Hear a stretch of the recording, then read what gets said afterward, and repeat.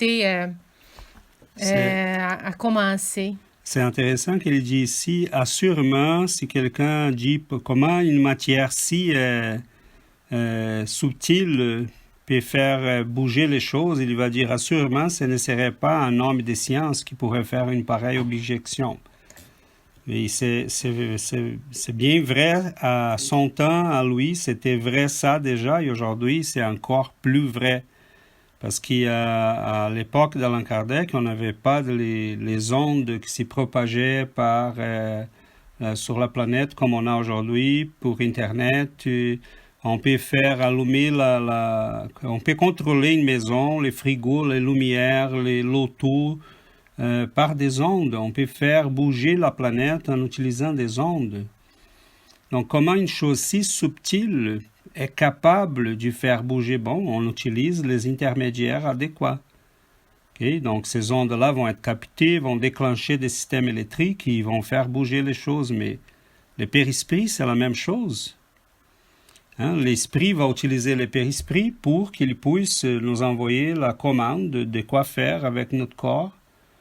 Donc, ce qui Alexandre a soulevé, il y a des choses qui se passent en nous qui le système nerveux n'est pas capable d'expliquer. Même l'existence de la conscience, on a discuté la semaine passée la question des cas de mort imminente. Où est-ce que la personne enregistre ces nouvelles expériences-là quand elle est dehors le corps, mais elle est morte? Et si son cerveau n'est plus capable de fonctionner, où est-ce qu'elle enregistre ça? Donc, c'est sûr que le périsprit vient nous aider à comprendre cela. Donc, c'est merveilleux parce que là, on comprend qu'il y a une mémoire en nous et les scientifiques sont déjà arrivés à ça. Hein? Des gens comme Mario Beauregard et d'autres en France, au Brésil, aux États-Unis, ils ont déjà, cette conclusion-là est évidente pour eux, c'est intéressant qu'Alexandre soulève ça, parce qu'ils ont déjà dit la conscience n'est pas dans les cerveaux. Et elle n'est pas non plus un produit du cerveau. Donc, comment ça se fait que des énergies si subtiles peuvent faire bouger les choses? Mais c'est exactement là les secrets. Plus elle est subtile, plus elle est capable de faire bouger les choses, parce qu'elles vont agir sur des niveaux qui sont moins matériels, mais qui sont les niveaux qui contrôlent la matière. Donc, on utilise l'électricité pour faire bouger des avions, la vapeur pour faire bouger un train, un gros bateau. On connaît déjà les principes. J'ai une question. Desculpa, Alexandre, je m'excuse. J'aurais dire qu'il y a toujours une grande résistance à l'humanité en général de croire à une nouvelle chose. Hein? Quand on ne voit pas les choses comme l'électricité au début, je pense que les gens disaient non, mais c'est pas ça.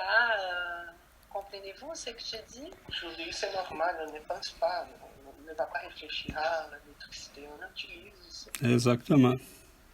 Mais l'intéressant, Alexandre, avant que je laisse la parole à Yuri, l'intéressant, c'est que l'électricité, on a eu l'électricité à la connaissance du phénomène électrique pendant presque un siècle. Après qu'on avait des présentations en Europe, dans les grandes villes, pour présenter les phénomènes électriques, qu'elle faisait déclencher des étincelles, qu'elle faisait bouger les muscles des gens, mais on ne savait pas à quoi ça servait. C'est à un moment donné, quelqu'un a eu l'idée, dit « Oh, mais attendez, je pense que cette énergie-là, cette force, ça doit être utile pour quelque chose. » Donc, des fois, on a même des connaissances. Les magnétismes, on les connaissait depuis des siècles. Mais on ne savait pas quoi faire. Et aujourd'hui, on a même des grands trains qui vont rouler sur la force du magnétisme. Donc, on fait bouger la planète avec des choses qui sont invisibles. Comme le texte a dit, dit, au début, là, probablement, quand les lumières, les étincelles, là, au début de l'électricité, là, probablement, ils pensaient à des phénomènes surnaturels, des phénomènes merveilleux. Et aujourd'hui, c'est tellement C'est commun, normal. c'est normal. C'est comme les esprits. Il y a des gens qui disent ah, ça c'est surnaturel. Voilà. Et dans un temps, là, ça sera vraiment Normal. naturel de communiquer avec les esprits. Exact. Yuri? Oui, je voulais discuter un petit peu. Les textes, il y a beaucoup de choses qui m'ont fait réfléchir beaucoup, un petit peu comme Alexandre aussi, les conditionnements que j'avais des pensées que oui, un esprit, c'est juste, comme Alexandre a dit, la fumée, tu sais, finalement, oui, il y a le périsprit, c'est vraiment une nouvelle vision, hein, puis on comprend beaucoup mieux, mais je trouve très intéressant aussi les faits qui disent que oui, les esprits sont là, on ne les voit pas, mais ils sont là aussi et qui ne peuvent pas se présenter tout le temps. Je ne me rappelle pas si c'était dans le livre des médiums ou dans le livre des esprits qui disait il ne peut pas se présenter tout le temps parce que ça pourrait influencer la façon dont nos livres arbitrent, la façon qu'on agit, qu'on fait. C'est sûr que si j'y pense à faire quelque chose de pas très correct, puis je sais qu'un esprit me voit, ben possiblement je ne vais pas le faire. Hein? Alors, oui, je trouve ça très, très intéressant. Puis, une autre chose que ça me surprend beaucoup, c'est l'intelligence des esprits. Hein? Quand ils disent qu'ils peuvent prendre des forces, que les formes que les autres veulent, je trouve ça très, très grand, là, très, très, très impressionnant. Et je me rappelle qu'à un moment donné, j'ai reçu des esprits qui étaient juste des enfants. Comme une semaine et demie, c'était juste des enfants. Et là, mais moi, dans je sais pas, mon intelligence, on va dire ma sensation, je sentais que c'était comme des esprits qui étaient plus vieux, mais qui se présentaient comme des enfants, parce que j'étais plus sensible aux enfants. On dirait qu'ils ont trouvé, puis on dit, oh, elle est plus sensible aux enfants, là, on va se présenter comme des enfants. Ça se peut-tu? C'est ça? Et j'ai trouvé ça très, très... L'intelligence de cet esprit-là, pour moi, c'est... Ça se peut, Yuri, ça se peut, et là, on doit faire attention, parce que cela nous amène... Pour les médiums, c'est quelque chose qu'on doit faire attention parce qu'il y a des esprits qui, des fois, Comment? On essayait De nous tromper. Ouais. Exactement. Donc, je me rappelle un rêve que j'ai... Comment, Yuri? Oui, je sentais que les autres, ils essayaient de me tromper parce que je les voyais comme des enfants, mais je sentais que c'était des gens plus vieux. Voilà. Et les faits qu'ils puissent prendre toutes sortes de formes, moi, ça explique beaucoup de choses. Ça explique, oui. Parce que ce n'est pas qu'il n'y a pas des esprits qui ont la forme d'enfants. Parce qu'il y a des gens qui vont désincarner, qui vont mourir, ils vont garder la forme, ils vont même, il y a des enfants, des jeunes personnes qui sont décédées et qui sont revenus pour communiquer avec des médiums comme Chico Xavier et qui vont dire « j'ai grandi ». Hier, j'ai eu une expérience comme ça. Il y a un monsieur qui s'était présenté dans une de nos réunions, un ancien ami à nous, et je me rappelais sa forme physique, mais il m'a dit mentalement, je ne suis plus comme ça, je suis plus jeune, mais tu ne me vois pas parce que dans ta mémoire, tu gardes encore cette image. Il a dit... Si on peut modeler le périsprit, on va choisir... Exactement, il m'a dit, je suis plus jeune, je suis plus beau que je l'étais. Et il faisait un peu comme des blagues pour me dire je ne suis pas comme ça. Et là, j'ai essayé de me rappeler de lui et je pense qu'il a vu ma pensée, probablement. Mais c'est intéressant parce qu'ils vont comme il y a des gens qui voient, mettons, certaines personnes qui ont été très connues dans la société, qui tout à coup se présentent comme beaucoup plus jeunes, avec une apparence qui n'est pas vraiment... mettons, Emmanuel, le guide à Chico Xavier, se présentait des fois comme un sénateur romain, des fois il se présentait comme un prêtre qui a vécu au Brésil en 1500. Mais cette flexibilité-là, elle a pu être utilisée autant pour les bons comme pour les mal. Et des fois, je me rappelle un rêve que j'ai fait, j'étais enfant, j'ai rêvé avec ma grand-mère et tout à coup, elle est devenue un démon. Mais là, j'ai dit, je comprenais rien. Et là, plus tard, en étudiant le spiritisme, j'ai dit, je comprends, probablement c'était un esprit qui s'était présenté, qui voulait se faire passer. Donc, ils peuvent s'y travestir des apparences pour nous tromper, pour nous envoyer des messages qui vont nous détourner ou qui vont causer une mauvaise impression d'une personne ou une bonne impression d'une personne qui est mauvaise. On étudie la zootropie, lycanthropie, qu'il peut assumer Ce sont les cas plus graves.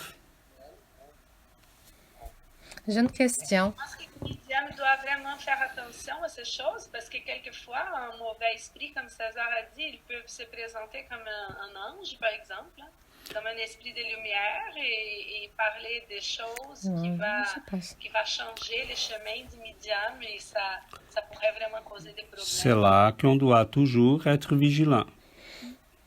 C'est toujours, et on va s'habituer il ne faut pas se fier aux apparences, même pour les esprits. Mais même comme Yuri l'a dit, elle était vigilante là, parce qu'elle a senti que l'image qu'elle voyait d'un enfant, c'était pas un enfant, c'était un vieux esprit. Donc elle était attentive là. Oui, tu vois, si elle ne l'était pas, elle pourrait tout simplement s'ouvrir complètement et dire « Bienvenue, vous êtes des enfants, je suis là pour vous ».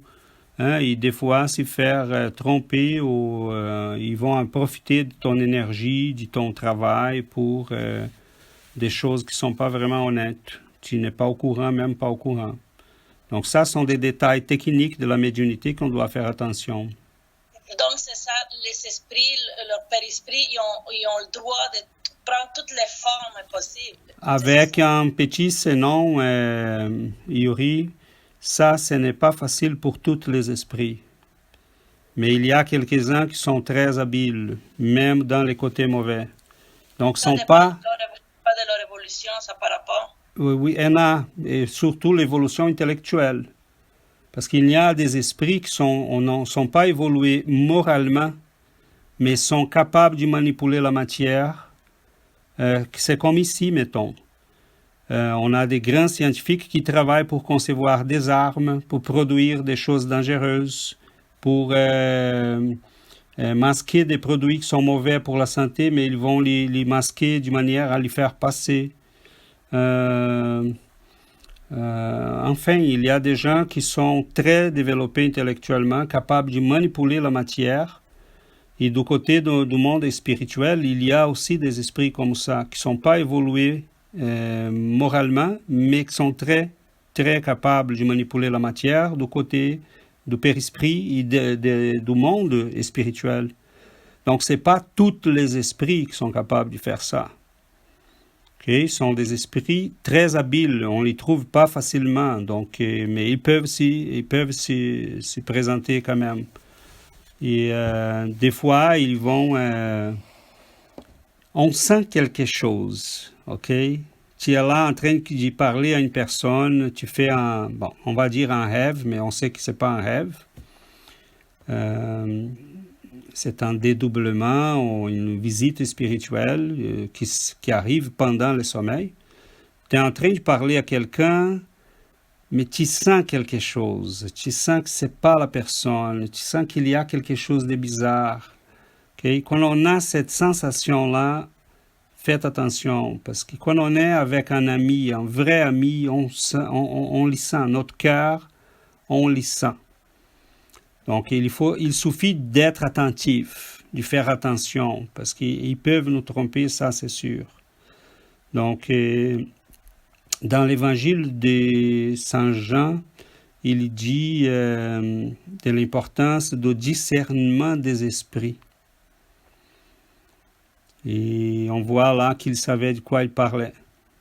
Et parce qu'il y a des esprits qui vont se présenter, comme il y a des phénomènes, si on revient à notre sujet, mettons, qui peuvent arriver pas seulement dans les mondes des moments qu'on est dans les sommeils, mettons, mais on a des esprits qui s'y sont présentés et qui ont pris la forme. Allan Kardec appelle ça les agénaires. Dans la revue Spirit, les agénaires sont des êtres qui n'ont été pas générés, créés, mais qui vont se présenter avec la forme d'une autre personne. Donc, il y a des esprits il y a des phénomènes décrits de ça. Mettons, quelqu'un peut frapper à votre porte, mais littéralement, frapper. Là, vous entendez les coups. Vous allez ouvrir, et là, c'est Alexandre, et vous dites, « Oh, Alexandre, vous êtes là. » Et là, vous regardez, il n'est plus là. Oh, des fois, il va rentrer, il va jaser avec vous. Et là, tout à coup, Alexandre appelle. Après qu'il est parti, « Oh, mais ça va, est-ce que tu as oublié quelque chose? » « Non, je suis à Sherbrooke, pourquoi j'ai oublié quelque chose? » Et là, tu vas dire, « Mais comment ça? » Mais il y a plusieurs phénomènes comme ça qui ont été rapportés. Rapportés. Je mélange toujours ces deux mots-là. Dans la Bible, dans les livres de Tobie, il y a un ange qui répond aux prières du Père. Il s'y présente pour guider les garçons dans un voyage. Mais il a pris la forme matérielle. Il mangeait avec les garçons, il était là avec lui, il dormait à côté.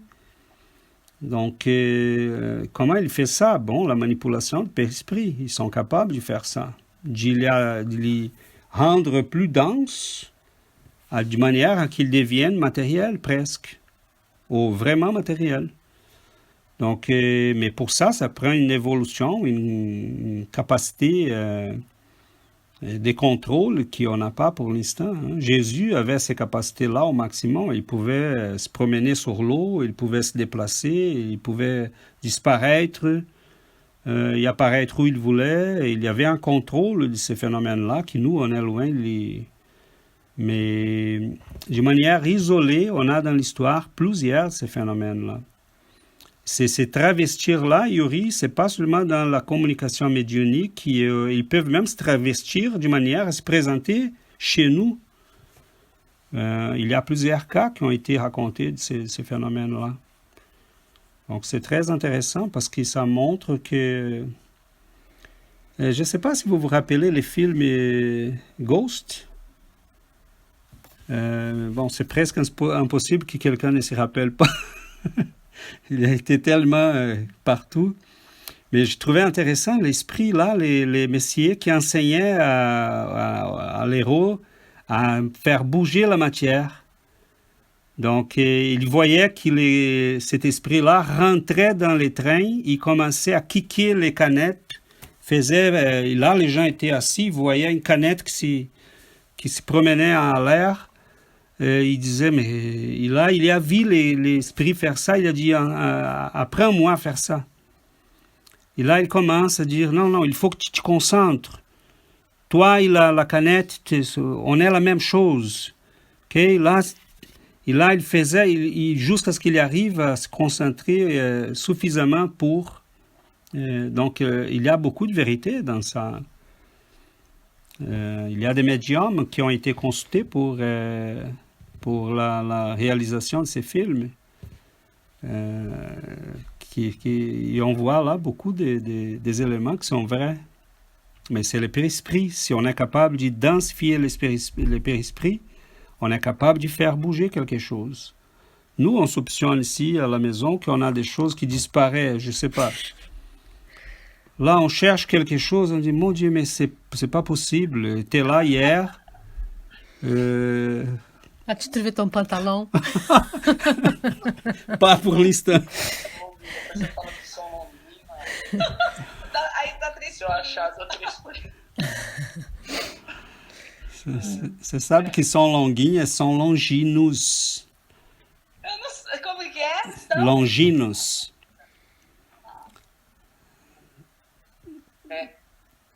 La question de modeler à travers de la pensée et de l'esprit explique beaucoup de choses qu'on voit dans les réunions médiumniques.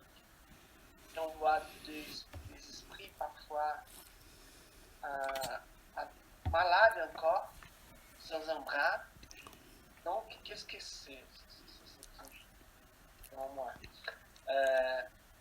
Il a gravé ça, la dernière situation qu'elle était en train de vivre, il a gravé ça à travers de la pensée dans le périsprit. Donc, il est encore sans un bras dans le monde spirituel. Une autre chose qui explique bien la sensation de ne pas admettre la mort, c'est qu'on a encore le périsprit est matière encore. Donc, il se voit, mais je suis ici, voyons donc. Je me touche, je me touche. Comment je suis mort? Ajouter, ça s'ajoute avec la manque de connaissances, qui ne croit pas dans la vie après la mort. Donc, tout ça, c'est l'ambiance qu'il vit. Ça, c'est... On n'a pas de connaissances, on a juste un point de vue. On va vivre ce point de vue. On va continuer dans la même vie, on va continuer dans la même maison. Si on Voilà. ne voit pas, on se voit encore avec une certaine matière. C'est comme si quand il était mort, il ne connaissait pas vraiment le monde spirituel. Il n'avait jamais appris cela dans sa dernière vie. Donc, quand il se réveille là, au-delà, il dit La vie n'a pas mais fini. non, je suis là, je suis vivant. Je ne crois pas là que je suis mort. Je me touche, j'ai des sensations. Et là, il Mais- va sentir froid, il va sentir. Et ça, c'est super, hein, parce que ça explique vraiment les choses. C'est ce qu'Alexandre disait, qu'elle a soulevé, c'est vraiment super, parce que tu vois, ils ont une image mentale, ce qu'ils étaient, qu'est-ce qu'ils avaient comme maladie, qu'est-ce qu'ils ont vécu. J'avais une maladie pulmonaire, et là, ils sont en train de toussir encore, et, ils n'avaient pas un bras. Mais c'est le logiciel qui est l'esprit qui modèle le périsprit qui est le hardware, hein, la partie dure.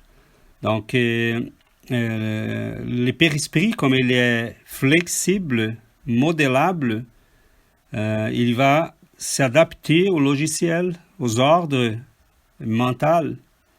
César, j'ai une question pour toi. Je ne sais pas si je vais... ok, je vais essayer de me faire comprendre.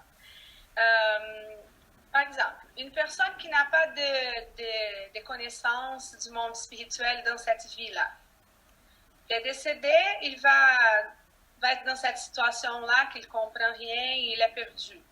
Mais avant de cette vie, il était déjà dans le monde spirituel. Il a fait une planification de sa réincarnation. Donc, quand il est décédé, toute cette mémoire d'avant, ça ne revient pas. Pas immédiatement. Parce qu'on a toute une vie vécue dans un corps. Et si c'est une personne qui a ignoré les côtés spirituels, il n'a pas éveillé dans son cerveau et spirituel non plus cette connaissance-là. Il a vécu. On peut voir, il ne va pas accepter la mort. Il ne peut plus accéder à la mémoire. Surtout si tu es quelqu'un qui est un matérialiste, qui a vécu comme si, bon, fini le corps, fini la vie. Et la mémoire, même pour les esprits qui ont, même pour nous qui sommes en train de soigner ces côtés de notre vie, elle n'est pas instantanée. Parce qu'il y a un blocage qui s'est fait là avec la mémoire la plus récente. Donc, accéder aux mémoires de notre inconscient, ce n'est pas instantané, même pour les esprits. Donc, il y a des séances qui vont se faire dans les mondes spirituels avec lesquelles on va commencer doucement à éveiller la mémoire de la personne et souvent, si on a besoin de faire ça.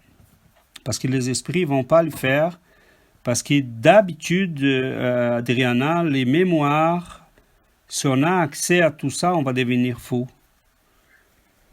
C'est vraiment pas conseillé d'y éveiller ce genre de... Même nous, après la mort, ce n'est pas instantané. On l'aura pas instantanément.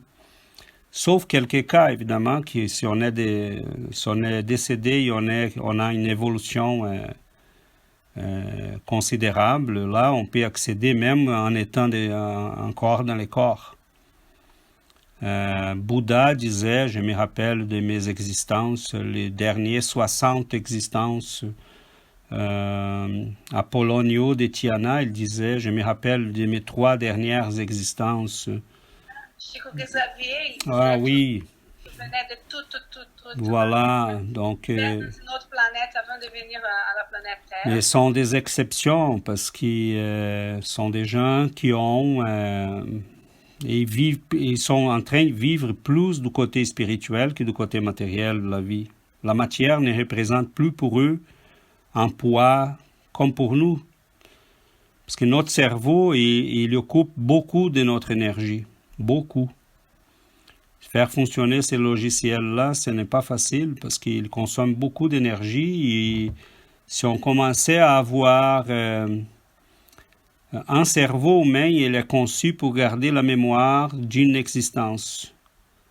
Si on commence à remplir, je lisais hier Yvonne Pereira, et elle a expliqué exactement le fait qu'elle avait la mémoire de quelques-unes de ses réincarnations. Et elle reconnaissait son père.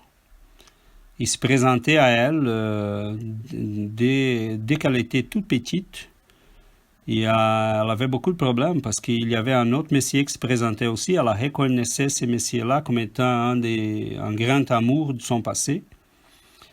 Et elle a éprouvé beaucoup de souffrance parce que c'est comme si elle vivait dans 2 mondes. Elle ne comprenait pas ce qui se passait. Les gens ne voyaient pas les gens à qui elle parlait. Et c'était toujours difficile, mais à un moment donné, elle explique qu'il y avait un objectif pour ça. Ces esprits étaient là pour ne pas la laisser oublier parce qu'elle avait commis des suicides, elle avait fait beaucoup de bêtises. Elle était née avec une grosse mission dans la médiumnité. Ils étaient là pour ne pas la laisser oublier. C'était vraiment l'objectif. Donc, à un moment donné, elle a commencé à écrire des romans, des très beaux romans, contrôlés par ses esprits. Et elle racontait très souvent ses existences antérieures. J'ai lu ces romans, ça fait déjà quelques temps, ils sont très beaux. Et c'est vraiment une médium qui avait des capacités comme la psychométrie, mettons. Hein, on a étudié dans nos études de médiumnité la psychométrie, la capacité de toucher un objet et savoir tout ce qui était lié à cet objet-là. Ça veut dire que notre monde il est imprégné d'énergie. Les gens, les mondes. Donc, c'est intéressant ça. Oui, Luska? Oui, moi j'ai une question. Par exemple, quand on parle de père-esprit et tout ça, est-ce qu'on peut sentir parfois qu'on sort du corps? C'est comme on a un peu la sensation. Par exemple, je ne sais pas, parfois j'ai déjà eu 2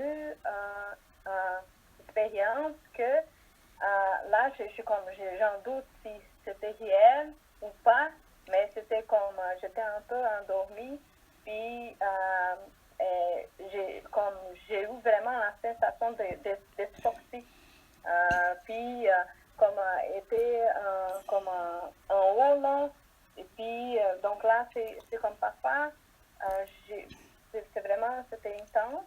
Et parfois, j'ai la sensation de vraiment sentir, genre, les fluides, comme les traits dans mon corps. Donc, c'est comme, je suis pas capable de voir, mais c'est comme, c'est des sensations.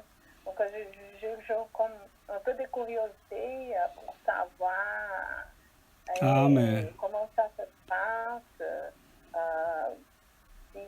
Parce qu'on passe dans notre tête, parfois on dit je suis en train de rêver. C'est quelque chose à imaginer. Donc, je sais pas. Donc, non, c'est pas. J'étais un peu susceptible, mais là maintenant je commence peut-être c'est quelque chose qui se passe réellement. Hein. Oui. Ça se passe réellement et si tu commences à étudier,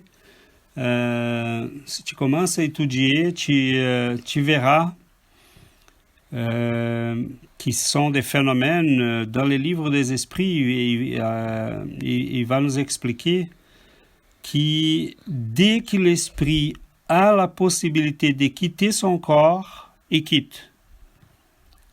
Donc ces petits nappes, en anglais, je pense que c'est nappe, cochilo, sommeil rapide. Là, on a des gens qui, si vous avez la capacité ou vous êtes assez flexible spirituellement, vous pouvez vous échapper. Parce que dès que l'esprit a la possibilité de s'échapper de sa prison, et le corps est une prison pour nous, il s'échappe. Donc, si tu commences à contrôler ça, Iluska, et à étudier, et à faire attention, tu peux développer la capacité de se déplacer spirituellement.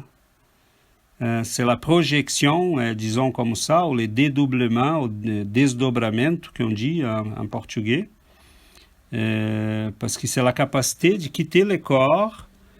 Et c'est là, Iluska, c'est l'avenir pour nous tous.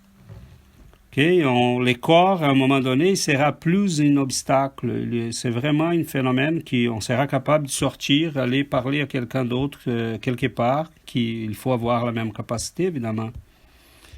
Ou même dans les plans spirituels. On connaît une fille, une amie, elle dormait dans une autre ville. Et sa mère, elle n'habitait pas dans la même ville que sa mère. Elle était dans sa ville à elle, où elle étudiait, mais elle était tellement fatiguée, elle était presque en dépression parce qu'elle n'aimait pas être toute seule, loin de sa famille. À un moment donné, pendant la nuit, elle est sortie de son corps, elle est allée jaser avec sa mère. Elle a réveillé sa mère, elle était assise à côté de sa mère, dans le lit de sa mère, et elle a jasé, elle a dit « Maman, je suis plus capable. » Sa mère savait qu'il était en train de jaser avec quelqu'un qui n'était pas là physiquement, parce qu'elle est spirit, et là, elle est partie. Et son amie de chambre, quand elle étudiait, elle était à l'université dans une autre ville et elle habitait avec une autre fille. Et son amie de chambre, à un moment donné, elle l'a vue sortir elle était debout, mais son corps était dans le lit. Elle a vu les deux. L'amie a dit, je suis plus capable d'habiter avec toi, là. Donc, parce qu'elle voyait son amie qui était en train de sortir de la chambre, mais son corps était couché. Donc, son amie était en panique. était en panique. Et c'est impressionnant parce que ce sont des phénomènes qui vont arriver. Et là, Allan Kardec n'a pas... plusieurs de ces phénomènes vont arriver pendant le sommeil parce que c'est le moment qu'on a le corps qui représente le minimum d'obstacles. Et qu'il peut fournir aussi un élément qu'on n'a pas touché aujourd'hui, c'est l'ectoplasme. Allan Kardec n'a pas eu le temps de toucher à ça, mais ça va apparaître plus tard. C'est cette matière qui est fournie par l'être humain, qui fait partie de notre biologie, mais il n'a pas eu le temps de toucher à ça. Donc, Oui, on arrive à la fin. Donc, Je voilà. pense qu'il y a une Et question. Yuri? Oui, je voulais partager quelque chose de très, très vite que j'ai vécu assez avec mes enfants. Ma grande fille s'appelle Sheila et mon fils, elle a 19 ans maintenant, puis mon fils a 6 ans.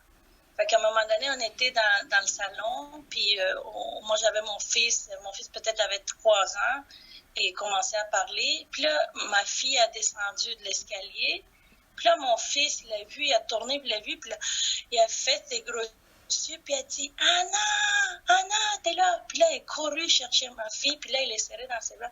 Ma fille s'appelle Sheila, puis lui, il a reconnu j'imagine, d'une autre vie. Puis là, il a crié Anna, il était content de la voir, il l'a serré. Puis nous autres, on était comme surpris, on savait, on avait déjà la connaissance sur les vies passées et tout ça. Puis lui, tellement il l'appelait comme ça que nous, on a fini par l'appeler Anna. On a changé son nom à cause de lui parce qu'ils se sont reconnus de notre vie. Donc, c'est intéressant. Je voulais partager. Donc, super, merci Yuri. Ce sont des phénomènes comme ça qui nous amènent à réfléchir qu'il y a beaucoup plus dans la vie. Et la question des Luskas, c'est vraiment, ça nous amène, les Luskas, à plusieurs phénomènes. Il y a des esprits, et cela va expliquer aussi la bilocation, la capacité de certaines personnes d'être dans 2 endroits en même temps. Ok, mettons, Chico Xavier, il avait un reporter qui son frère était mort, assassiné. Et il était dans l'avion, ces reporters-là, il faisait un voyage, je ne sais pas, Rio, São Paulo, ou quelque chose comme ça. Et à un moment donné, Chico Xavier il dit, vous êtes... il arrive dans l'avion, il dit, je ne savais pas que vous êtes Chico Xavier. Hein? Il dit, oui. Je ne savais pas que vous voyagez dans le même avion que moi.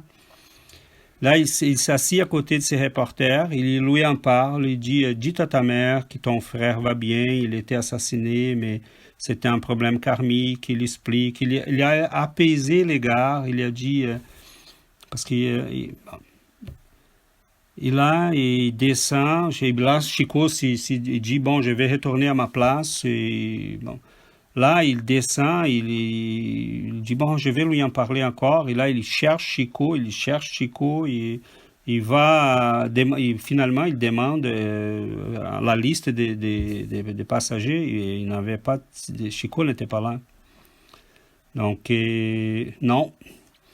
Donc, ce n'est pas le seul phénomène. Hein. Mettons, Chico était dans une librairie dans une ville, et là, tout à coup, il ne pouvait pas aller nulle part. Hein. Les gens savaient qu'il est là. Là, on commençait à... beaucoup de monde ont commencé à se ramasser devant la librairie. Et là, arrive un policier, il dit, bon, quelqu'un m'a demandé de venir ici. Et bon, il a dit, mais c'est vous qui m'avez demandé de venir à la librairie, qu'il y avait un problème. Donc, il était allé appeler les policiers, mais pour ça, il devait se présenter devant les policiers, physiquement ou avec une apparence capable d'être reconnu. Et là, les policiers se présentent, mais qui l'avait appelé? Chico, qui était emprisonné emprisonné entre guillemets, dans la librairie, qui ne pouvait pas sortir. Donc, ce genre de phénomènes-là, sont des choses qui pour nous sont inhabituelles, mais un jour, ça va devenir quelque chose de normal, parce que... Même Eurípides Barçanufo, des fois, il était un professeur, il était en train d'enseigner. À un moment donné, à plusieurs reprises, il disait à ses étudiants, « Attendez, je dois sortir. » Donc, son corps restait là, mais son esprit allait faire une autre chose. Donc, il allait aider, donner naissance à un enfant, par exemple. Donc, son corps restait en classe, mais son esprit sortait pour faire une autre chose. Et ses étudiants étaient habitués à ça parce c'était un collège spirit à Sacramento, à Minas Gerais. Donc, il y a plusieurs phénomènes qu'on peut lire dans les livres. Et qu'on a vécu, nous aussi, hein, parce que des fois, on a ça dans nos expériences aussi. Donc, voilà. Mais c'est immense. Je pense qu'on pourrait jaser pendant plusieurs heures, mais évidemment, on a d'autres choses. La vie continue. Mais on va y revenir, Iluska, parce qu'il y a beaucoup de phénomènes comme ça c'est très bien qu'on puisse les comprendre vraiment, parce que ce qui est très, pour compléter les raisonnements, et là on va arrêter, ce qui est en train de vivre sont des réels. Ce phénomène, c'est un phénomène réel, et parce que dans un moment que tu laisses ton corps reposer, tu t'échappes, ok? Et c'est comme ça. Donc, si tu commences pas à avoir peur, mais tu commences à faire attention au phénomène, peut-être prier, hein, avant de tomber dans ce sommeil-là, demander de l'aide à tes guides, à tes protecteurs. Peut-être ils vont commencer à apprendre à vivre ce phénomène et ça va devenir une chose normale pour toi, doucement. Okay? Donc, c'est une faculté animique, pas nécessairement médiumnique. Parce qu'on fait la distinction entre animique, des anima, ça veut dire des lames, parce qu'on a ces capacités-là. Il y en a quelques-unes qui sont médiumniques, et il y a d'autres qui sont animiques. Appartient à nous, nous appartient. Okay? La capacité de sortir du corps, ça peut être médiumnique, aidé par les esprits et contrôlé par les esprits, mais ça peut être une faculté normale d'un être humain qui est capable tout simplement de sortir. Okay? Parce qu'on n'est pas emprisonné dans un corps. De rien. Non, mais voyons. On est là pour faire la lumière ensemble. Donc, on va finir aujourd'hui. On arrive à la fin. Mais ça, c'est super, hein? On peut, là, tu peux relire la Bible, mettons, et là, tu verras que tu es capable de comprendre tous ces phénomènes qui sont là, ou presque, parce qu'il y en a quelques-uns qui sont quand même encore difficiles.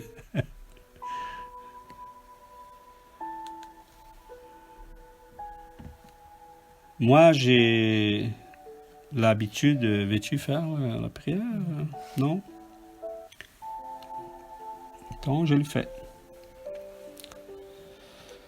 Donc, on va compléter nos études d'aujourd'hui en demandant à nos amis spirituels qu'ils puissent nous entourer dans ces moments de la fin, qu'ils puissent nous envoyer les énergies de la paix, de la sérénité. Nous vous demandons la protection, l'aide, de manière à qu'on puisse vivre éveillé. Notre cerveau matériel, mais surtout notre âme, que nous puissions devenir des êtres pleinement vivants, allumés, connectés à la vie, aux forces et aux énergies les plus nobles de la vie. Nous nous sentons entourés de votre amour, de votre générosité. Nous vous remercions d'être là pour nous, de nous aider à réfléchir, à apprendre, à comprendre.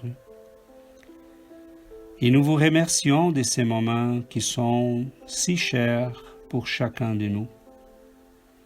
Merci énormément que nous puissions aussi éveiller nos frères et sœurs dans les chemins de la vie, parce qu'on a tous le droit de sentir la joie, d'y sentir la vie pleinement, d'y sentir l'amour de Dieu, la tendresse, la générosité de ces êtres qui sont là pour nous.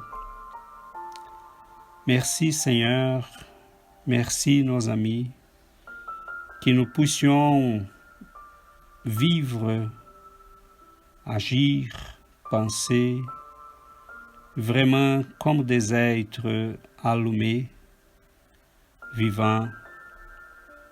Merci beaucoup. Restez toujours avec nous. Merci.